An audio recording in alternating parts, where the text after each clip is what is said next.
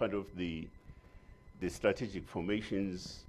So when we say, for instance, that ourselves as MK, we stand for the unity amongst African and black parties, in that definition, we also include the EFF.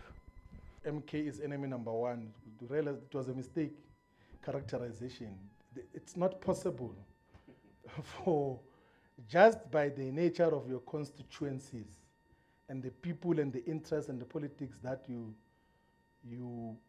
represent, no matter how subjectivity overwhelms you, there are certain characterizations that cannot be true. No matter how you think of certain individuals in terms of their politics and posture, you have to be able to distinguish as a revolutionary between opponents, between potential strategic allies, and enemy forces. Despite the fact, like we know as Mkhonto says that the ANC is largely in the hands of enemy forces now in terms of its ideological disposition. That is why they've got no problem associating with the enemy forces and forming a government with them, and giving them strategic departments of basic education, of land.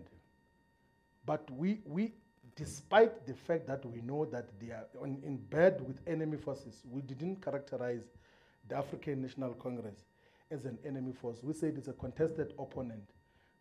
And I would think that this is the characterization that should occur in all political parties and must happen at a much more matured political and ideological way, which is not guided by subjectivity and overwhelmed by personal dispositions and wrong view. Because if you allow that to overwhelm you, you will mischaracterize the juncture which we are in, and then you will therefore mischaracterize just what is to be done by common action of all the progressive forces.